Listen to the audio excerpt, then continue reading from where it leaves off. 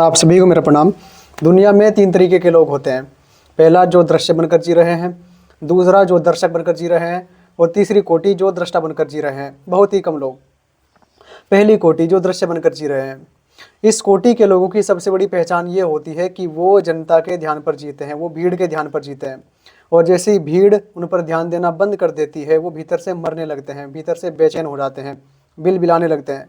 और उनका पूरा प्रयास यही रहता है कि किस तरीके से वो उनके आसपास के जो लोग हैं उसके केंद्र में हमेशा बने रहें। और उनका पूरा प्रयास, उनकी पूरी कोशिश, ज़िंदगी इसी तरीके से जीने में बीत जाती है। आपके नेता और आपके अभिनेता इसी कोटि के व्यक्ति हैं। अभिनेता को देखिए ज़रा, उनकी उम्र जैसे ही थोड़ी बढ़ने लगती है, चेहरे पर झुर्रियाँ इत्यादि आ जाती हैं, या वो आकर्षक नहीं दिखते उस दौर में, तो वो सर्जरी करा करके अपने आप को आकर्षक दिखाने का प्रयास करते हैं, ताकि जो लोग उनको देख रहे हैं उनकी नज़र में वो बने रहें, उन पर ज़्यादा देर तक आंखें टिकी रहें। क्यों? अगर लोग उनको देखेंगे नहीं, उन पर ध्यान नहीं देंगे, तो उनका जो काम धंधा है वो सब बंद हो जाएगा, कोई उनको पूछने वाला नहीं है। राजनेताओं को देखिए ज़रा, उसकी भी पूरी कोशिश यही है कि जो भीड़ है, उस भीड़ में वो अपनी एक पहचान बनाए रखे हमेशा, और भीड़ उस पर लगातार ध्यान देती रहे।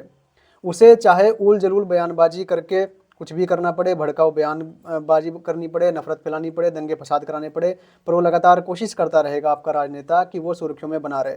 सुर्खियों में बने रहने का फ़ायदा ये होता है कि दूर दूर से लोग जानने लगते हैं, और जनता यदि मूर्ख हो तो उस मूर्ख को कोई ना कोई पद दे करके पार्लियामेंट में भेज ही देती है।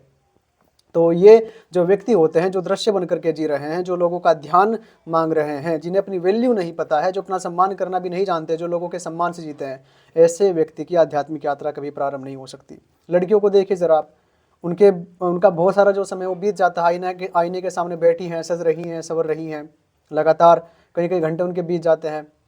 कई कई साड़ियाँ बार बार बदल बदल करके देखती रहेंगी, मैं कैसी लग रही हूँ, मैं कैसी लग रही हूँ। किसी को चोट पहुँचाने का मकसद नहीं है, उस व्यक्ति के लिए बोल रहा हूँ जो अपनी आध्यात्मिक यात्रा प्रारंभ करना चाहता है।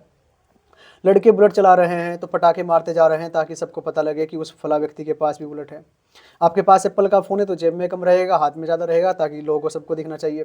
तो यदि आप इस कोटि के व्यक्ति हैं जो इस दिखावे वाली ज़िंदगी में जी रहे हैं, जो लोगों के ध्यान पर जी रहा है, जो भीड़ को आकर्षित करने की कोशिश कर रहा है, जो ये सोच रहा है कि मैं लोगों के जहन में हमेशा बना रहूं, ऐसा व्यक्ति दृश्य बन करके जी रहा है। और जो दृश्य बन करके जी रहा है, चाहे वो तप करे, व्रत करे, उपवास करे, मंदिर जाए, मस्जिद जाए, प्रार्थना करे, नमाज अदा करे, उसकी आध्यात्मिक यात्रा कभी प्रारंभ नहीं हो सकती, क्योंकि उसकी बुनियाद ही गलत पड़ गई। दृश्य होकर जीना चेतना की सबसे सोई हुई दशा है। आप बहुत गहरे बंधन में हैं।